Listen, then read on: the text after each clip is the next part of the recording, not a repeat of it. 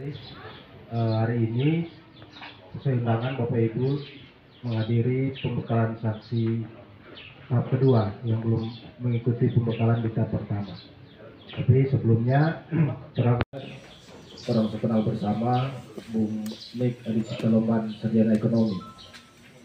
Saat ini sementara menunggu tim dari Sekretariat DPRD Provinsi, tapi kami semua mulai ini dan mengingat teman-teman telah hadir dari tadi,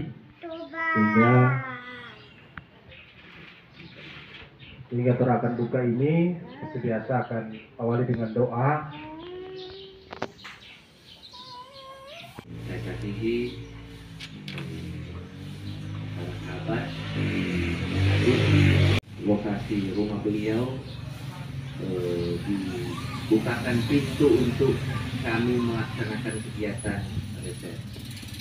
Jadi Bapak Ibu sekalian, DPRD Provinsi di tahun 2024 ini melaksanakan reses. Sebelumnya saya harus menyampaikan bahwa dalam kegiatan reses itu adalah suatu kegiatan yang dilakukan oleh anggota DPRD baik provinsi, kabupaten, kota, juga di DPR RI untuk turun ke masyarakat menyerap aspirasi masyarakat. Kalau tidak salah ini adalah kedua kalinya saya melaksanakan reses di Kumersot. Ketiga kalinya dengan satu saya melaksanakan kegiatan sosialisasi rancangan usul. Jadi saat reses DPRD itu kan Bapak Ibu tahu punya tiga fungsi. Fungsi penganggaran, budgeting, fungsi pengawasan, dan kemudian fungsi pembentukan perda, atau kalau di DPR RI disebut fungsi legislasi. Jadi menyusun produk hukum. Dalam hal DPRD Provinsi menyusun produk hukum daerah atau aspirasi masyarakat. Jadi Bapak Ibu tentunya di sini pasti sudah banyak yang pernah mengikuti kegiatan reses. Jadi saya mau kegiatan ini sifatnya dialogis saja. Jika ada masukan-masukan bagi kami di DPRD sebagai aspirasi dari Bapak Ibu atau aspirasi yang mewakili masyarakat yang ada di lingkungan Bapak Ibu sekalian, karena yang hadir saat ini yang kebetulan adalah para saksi, tapi juga mewakili berbagai macam kelurahan yang ada di Kecamatan Ranululu ini, sehingga tepatlah agar beberapa masukan bukan hanya masukan yang ada di kelurahan ini, tapi juga bisa ada masukan-masukan bagi kami di DPRD lintas. Dia punya upah yang diberikan itu tidak memenuhi syarat, malah mereka menderita sesuai dengan harga sekarang. Satu kali 24 jam memiliki upah itu paling tinggi 75.000.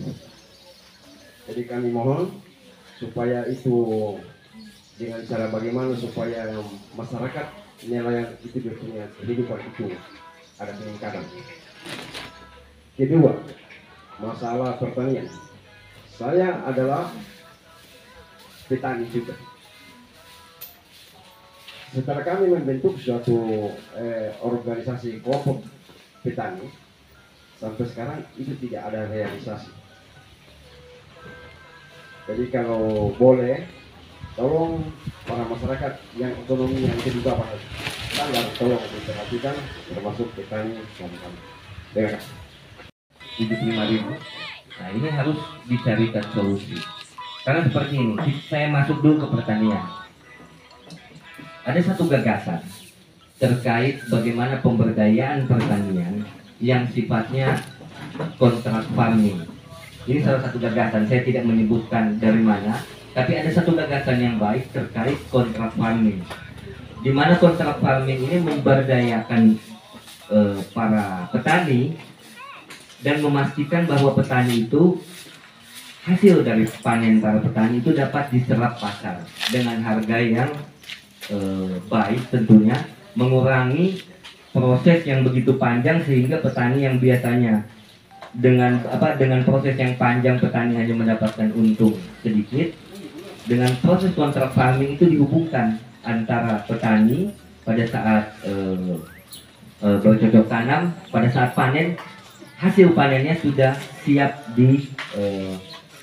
diserap pasar. Pak Abdul kalau boleh duduk sini supaya karena kita mau jawab pertanyaannya Pak Abdul ya. Seperti itu. Menghadap belakang begini, boleh supaya kalau sambil diskusi. Ya, jadi begitu. Itu metode yang menurut saya pribadi itu baik untuk kemudian dilakukan secara skala nasional. Nah, bagaimana di daerah? Jika itu sudah dilaksanakan secara skala nasional, tentunya itu di daerah akan terlaksana juga. Jadi solusi untuk para petani, selain tentunya ada bantuan-bantuan langsung, tapi metode kontrak farming itu adalah salah satu metode yang pertama, bukan hanya menjamin petani mendapatkan penghasilan baik, tapi juga itu kemudian dapat menjamin ketersediaan kebutuhan petani dalam bibit, pupuk, dan lain sebagainya. Pertama dijamin ketersediaan pupuk dan bibitnya, kemudian yang kedua dijamin pada saat panen dia mendapatkan harga yang baik karena sudah difasilitasi pemerintah untuk mendapatkan pembeli yang baik di fasilitas pemerintah. Kemudian yang ketiga menjamin kalau terjadinya gagal panen itu bisa diantisipasi melalui sistem ini. Saya juga mengharapkan metode yang seperti itu kemudian digagas atau dibuat di sektor perikanan. Nah,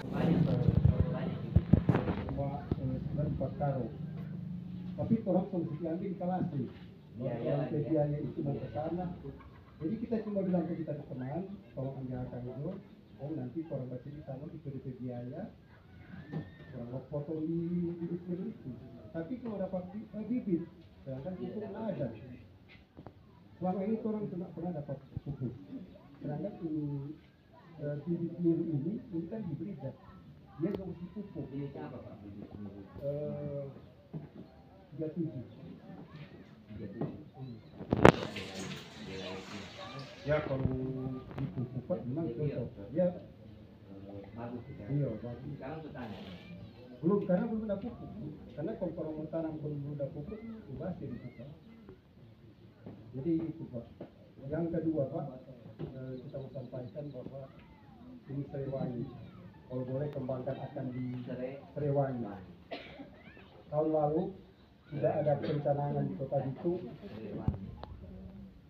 Kira-kira bulan April dicanangkan oleh Pak Wali Kota. Terus tidak ada DP vendor, tapi ketika kita tanya DP vendor, siapa pun sampai belum jadi. Kendalanya di ketahanan pangan. Penandatangan perjanjian bersama. Apa alasannya? Alasannya di dorong Pak.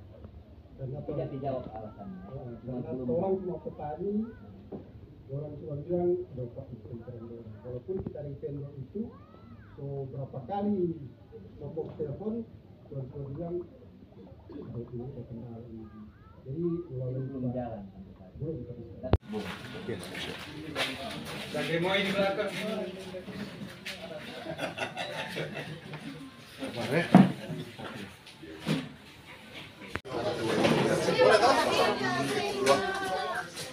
Sudah, ayo. Satu, dua. Victory. Dua. Satu, dua.